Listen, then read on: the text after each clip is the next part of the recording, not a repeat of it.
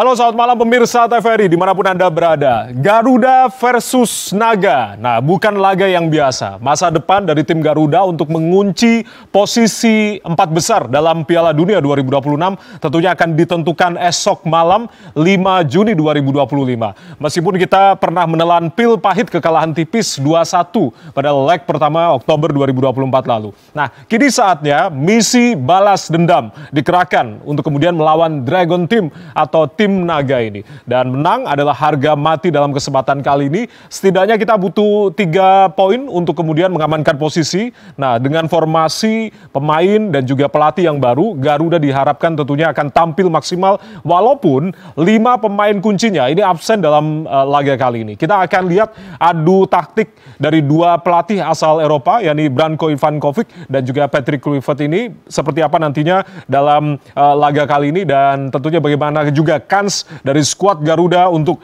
melanjutkan asa menuju Piala Dunia 2026. Kita akan bahas tentunya dalam Arah Angin edisi kali ini, Televisi Republik Indonesia, bersama saya Ardianto Wijaya dengan judul Indonesia versus China, laga menuju Piala Dunia, Garuda versus Naga. Seperti halnya gambar di belakang saya ini. Sudah hadir tentunya sejumlah narasumber, kita akan ajak diskusi seru-seruan juga di malam hari sebelum besok seru-seruan di seberang di Gelora Bung Karno atau GBK begitu. Kita akan perkenalkan di sebelah kiri saya yang juga mondar-mandir di setiap stasiun televisi, mungkin ini sedang diundang untuk kemudian membicarakan terkait dengan Garuda versus Naga dan juga Dragon Team ini. Pengamat sepak bola Indonesia, Bung Toel, Tommy Wali. Bung Toel, selamat malam. Selamat malam. Salam sehat, Bung. Sehat. Terima kasih. Semangat banget nih kayaknya. Besok ya. Kita akan lihat nih seperti apa nanti analisa dari Bung Toel. Lalu juga sebelah kanan saya, mantan back timnas Indonesia, sekaligus juga yang pemain senior ini, Bang Nuralim. Bang Nuralim, selamat malam, salam sehat. Selamat malam, Bang Jaya. Assalamualaikum. Ya, luar biasa, Kapten Timnas juga beliau tentunya, dan juga Bung Mesra Budiasa, yakni bidang komunikasi dari Paguyuban Supporter Timnas Indonesia. Bung Mesra, selamat malam, salam sehat. Bung Jaya. Terima kasih sudah hadir di malam hari ini. Saya langsung ke Bung Toel, karena ini penasaran juga, karena ditinggalkan atau absen dari 5 pemain ini, artinya peluang untuk melawan Dragon Team seperti apa, Bung Toel, besok? Maksudnya kenapa? Kita harus khawatir atau kita harus gini? Rasanya enggak. Enggak khawatir sama. Karena 5 ini kan nggak bisa dibilang kunci lah. Misalnya Martin Paz sudah ada penggantinya, Emil Audero. Marcelino pemain berbakat, potensial, tapi belum pas rasanya kalau kita harus menaruh semua beban itu karena Marcelino. Kita punya kedalaman pemain yang artinya kedalaman sudah ada. Jadi kalau tanpa 5 ini kemudian jadi sebuah alasan, jadi sebuah faktor, rasanya enggak. Bukan faktor lah. Bukan faktor. Yang perlu terlalu dibesar-besarkan. Saya pikir enggak. Oke. Artinya taktik apa yang kemudian diterjunkan ketika memang ada 5 pemain yang absen ini, Bung, oleh Patrick Kluivert nantinya? Jadi taktik sih nggak bergantung 5 pemain yang absen. Hanya mungkin misalnya nanti kita bicara tentang peran Marcelino. Akan model apa di depan tanpa Marcelino? Atau siapa yang akan main untuk mengisi posisi Marcelino atau dengan cara lain misalnya. Itu yang mungkin kita bisa bicarakan. Tetapi intinya menurut saya sih kan begini ya. Yang pertama, bahwa kita semua sepakat besok pertandingan penting, hidup mati, do or die. Anggaplah itu pertandingan final, bukan cuma buat Indonesia, buat China juga. Kenapa saya bilang untuk China juga? Karena ini pertandingan yang walaupun secara teori, secara di atas kertas, dan saya amati juga media mainstream maupun media sosial menganggap kita seolah-olah pasti menang. Ini bukan pertandingan yang gampang. Bukan pertandingan yang gampang. Karena China juga ada kesempatan untuk lolos. Betul. Ya? Jadi buat China juga besok hidup mati. Untuk tim yang akan menghadapi pertandingan hidup mati, dia akan tampil seperti apa, itu kan hal yang perlu diantisipasi. Kedua, dia pasti tidak inferior posisinya. Tetapi kalau kita bicara kekuatan terakhir, kualitas individu, misalnya kita bicara itu, iya, kita punya materi yang rasanya bisa lebih unggul. Bisa dibanding Cina yang 3 kali kalah berurut-urut begitu. Ya, lebih bisa menguasai permainan gitu loh. Jadi kalau lihat taktikalnya, saya kecenderungannya menduga bahwa besok China akan main compact defense, lalu mengandalkan counter attack seperti pertandingan pertama. Akan cenderung seperti itu. Sebaliknya Indonesia tentu dengan kualitas tim yang lebih baik akan coba lebih menguasai kontrol permainan, mendominasi, tetapi bagaimana menembus compact defense-nya China itu yang akan jadi tantangan, itu yang akan jadi pertanyaan, itu yang akan menjadi pekerjaan berat seorang pelatih gitu loh. Karena kalau bicara soal beban, ketegangan ini sama nih, walaupun mungkin di kita ini kalau nggak bisa mengelolanya akan menjadi beban, tetapi kalau bisa kelolanya akan menjadi sebuah tantangan, jadi motivasi yang hebat lah. Tapi ini nggak gampang. Nggak gampang ini untuk mengelola itu. Iya, nggak gampang. Misalnya kita bicara, oh iya butuh mental pertandingan besok. Sekarang penjelasan mental itu apa yang dibutuhkan? Kalau buat saya dengan bahasa sederhana, bagaimana menciptakan pemain itu tidak terlalu tegang, tapi tidak terlalu rileks. Dan ini nggak gampang. Main di depan pendukung sendiri? Iya. Itu juga berpengaruh? Jangan terlalu tegang tapi nggak rileks. Lalu main di depan pendukung yang ekspektasinya termasuk yang diciptakan oleh opini publik dari media seolah-olah sudah pasti menang. Atau persentasenya mungkin sudah ada yang berani 70-30. Padahal ini pertandingan yang menurut saya tricky. Karena itu tadi sangat menentukan. Catatan tambahannya sebelum nanti dilengkapi oleh teman-teman lain, hari ini adalah Kongres PSSI. Kongres PSSI bahkan beritanya pun kan tenggelam karena persiapan menjelang ini. Keputusan-keputusan yang sebetulnya menentukan masa depan organisasi ini gitu loh. Itu aja kita nggak teredam loh oleh hingar-bingar pentingnya pertandingan besok Indonesia China gitu loh. Apa pengaruhnya nih? Lalu futer-futer kan kumpul nih semua. Besok pasti nonton. Jadi bukan cuma supporter tapi stakeholder sepak bola, futer pun nonton. Sekarang pertanyaannya, buat PSSI satu-satunya target apa? Atau buat seorang ketua umum satu-satunya target apa? Menang. Lalu bagaimana mengelola menang itu? Itu kan jadi penting. Apakah hal sepele langsung kita bisa bilang Indonesia 70%, China 30%? Nggak segampang itu. Tanya deh sama Nuralim kalau kita mau lebih jujur menganalisa situasi ya. Untuk tidak tegang, untuk tidak terlalu rileks itu bagaimana kelolanya? Kan nggak gampang. Ngomongnya memang begitu teorinya.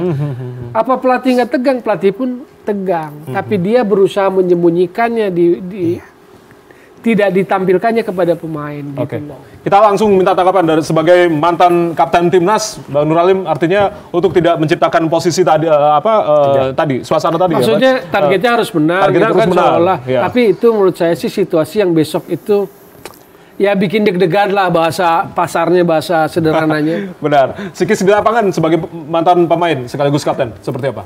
Begini, Bang Jaya, apa yang tadi dibilang sama Bung Toel terkait masalah persiapan atau memang menghadapi situasi dalam pertandingan krusial, karena juga memang Cina juga memang harus membutuhkan poin juga, sama seperti kita. Dan kita juga kemarin dilihat di suasana waktu dia training center di Bali, ya yang tadi Bung Toel itu, gimana caranya supaya mengatasi ini situasinya nggak tegang, ya entah pelatihnya kah atau pemainnya, tapi yang lebih fokus pasti ke pemainnya. Jadi kita lihat kemarin sudah dilihat situasinya di Bali sudah ada suasananya yang bisa untuk buat mereka jangan sampai mereka stres pas giliran di pertandingannya. Itu yang pernah waktu itu kita alami juga seperti itu. Ada yang mereka nyanyi-nyanyi atau apa semuanya. Dan mengenai masalah pemain yang tadi Bung Jaya katakan bahwa 5 pemain ini yang nggak bisa main. Sebenarnya sih kata saya sama aja. Sama aja. Karena yang tadi Bung Toel juga peran dari Marcelino, apalagi dengan mendatangkan pemain yang walaupun stok lama, yang dari pemain dari Liga, antara Lili Pali, Egy, sama Beckham, itu karena dia memang dibutuhkan sama seorang Patrick Kluivert. Posisinya sama aja, Bang. Ya, tadi yang tadi bilang Bung Toel juga, kalau memang nanti pemain Cina dia mengandalkan pemain-pemain yang counter attack yang mempunyai kecepatan, kita juga di situ kan sudah ada Hilger ini keluar udah sembuh dari cederanya. Jadi kita di pemain belakang itu jangan sampai kejadiannya seperti kemarin waktu bermain di kandang di Cina. Ya, tapi kalau berbicara tadi berdasarkan pengamanan juga Anda sebagai kapten timnas begitu sekaligus pemain timnas. Nah, pemain-pemain dari negara-negara mana yang kemudian sulit untuk dihadapi? Timur Tengah, Eropa, Asia, atau kalau berbicara terkait dengan China ini juga salah satunya? Ya, kita sudah sering menghadapi beberapa tim ya, entah itu dari Eropa Timur atau dari ras kuning atau apa, semuanya.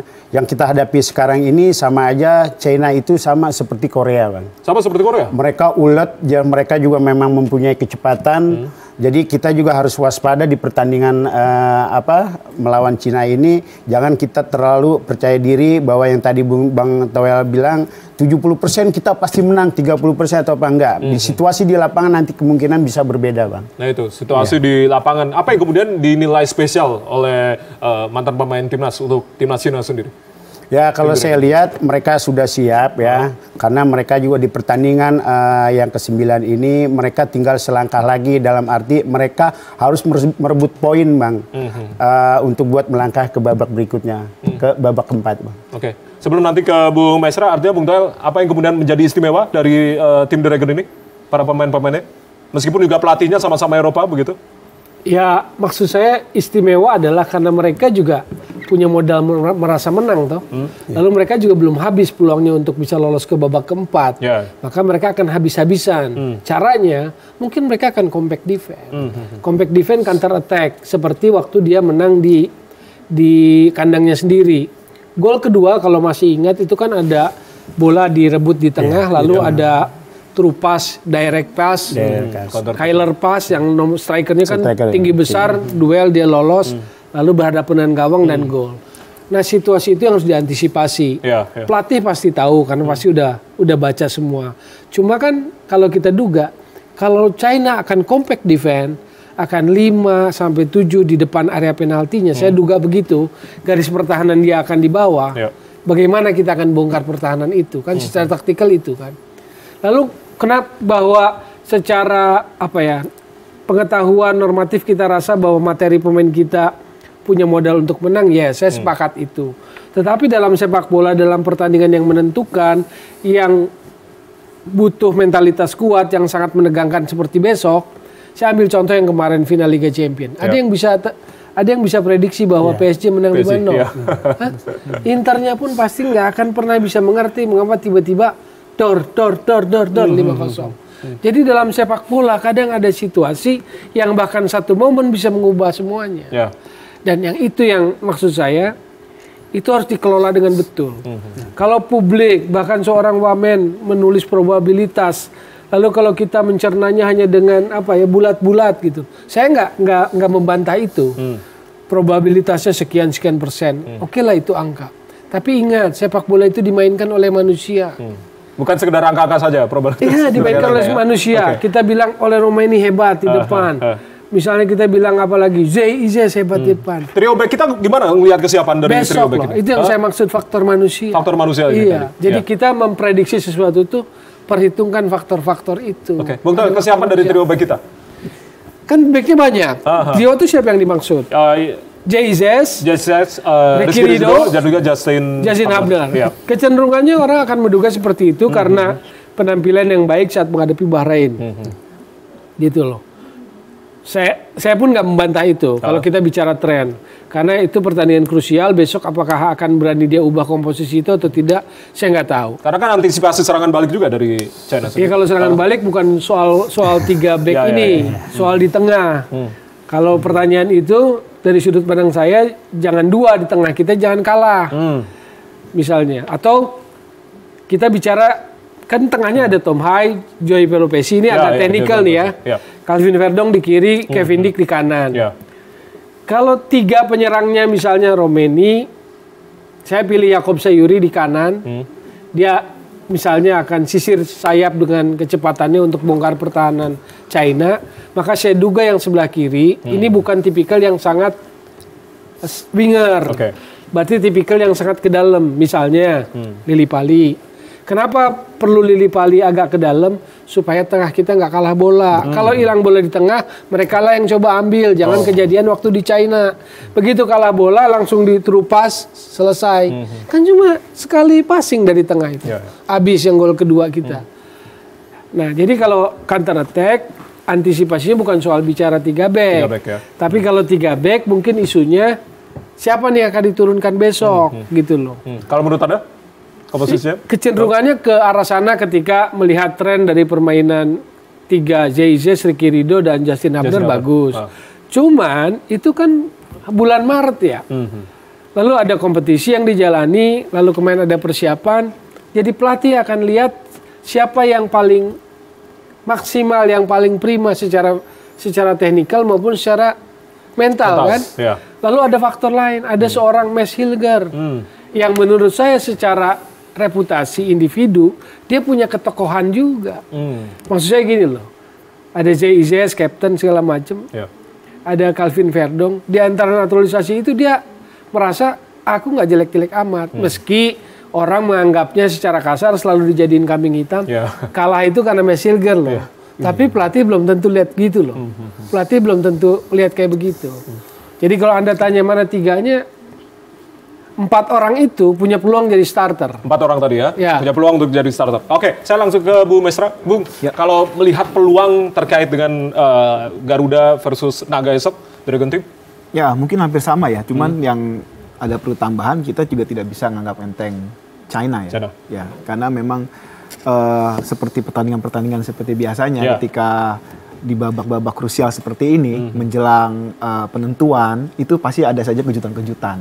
Nah, kita juga perlu perhatikan lagi pertandingan-pertandingan seperti Arab dan Australia. Itu juga perlu kita antisipasi karena bisa saja mereka melakukan kejutan-kejutan yang secara tidak sengaja juga bisa merugikan bagi peluang timnas kita ke depan. Jadi melihat juga ya pertandingan sebelum-sebelumnya dengan melihat pertandingan sebelumnya, tapi juga memang kita perlu lihat juga tadi sudah kita Bung Toel dan Bung Nur Ali membahas tentang bagaimana memanajemen main dan juga wacana-wacana media informasi yang saat ini mungkin walaupun secara manajerial itu pelatih kan sudah memberi batasan kepada para media, influencer dan sebagainya untuk tidak terlalu masif mendekat kepada para pemain. Tetapi secara psikologis, ya seperti tadi Bung Nalim bilang, mungkin dalam secara alam bawah sadar mereka sudah merasa besok ini seperti kita lihat lah, kalau kita bertanding di kandang, itu kan bagaimana suasana kita sebagai supporter sendiri begitu bersemangat, dan begitu luar biasa. Dan euforia itu akan berasa ketika mereka sudah tiba di Jakarta dan besok ketika mau berangkat ke stadion. Nah, itu kan juga akan membawa bagaimana suasana permainan. Nah, artinya jangan sampai ketika secara teknis, secara manajerial itu sudah dilakukan dengan baik, namun ketika di lapangan melihat euforia yang begitu besar, lalu kemudian liputan begitu besar, sehingga ada hal-hal peluang-peluang yang menjadi kesalahan. Nah, ini juga perlu diperhatikan karena kalau kita lihat kemarin polanya ketika melawan Bahrain, di akhir-akhir itu kan mencoba memunculkan pemain-pemain lokal. Dan itu terlihat kan bagaimana hampir saja di babak-babak kedua terakhir itu banyak peluang-peluang dari Bahrain yang bisa saja itu menembus pertahanan Indonesia. Nah, ini yang memang saya rasa perlu diperhatikan pada pertandingan besok. Artinya secara psikologis, euforia dan sebagainya itu harus bisa di-manage oleh para pemain itu sendiri. Kesiapan dari teman-teman supporter besok seperti apa? Apakah lebih meriah dibandingkan dengan laga-laga sebelumnya? Pastinya akan lebih meriah. Harga mati untuk menang begitu. Betul sekali. Pasti akan lebih meriah dan mungkin akan jor-joran. Ada kejutan lagi yang disiapkan mungkin? Iya, kita lihat saja nanti. Kita lihat saja. Apa begitu. Tapi jelas harapan sangat besar sekali. Iya. Oke. Ekspektasi masyarakat sangat luar biasa untuk kemudian bisa menambah setidaknya 3 poin untuk membutuhkan lolos begitu di tahapan berikutnya begitu. Usai jeda kita masih akan bahas seperti apa kemudian kita akan lihat adu taktik antara dua pelatih asal Eropa ini, antara Branko Ivanovic dan juga Patrick Kluivert. Usai jeda kita akan kembali saudara, tetap bersama kami.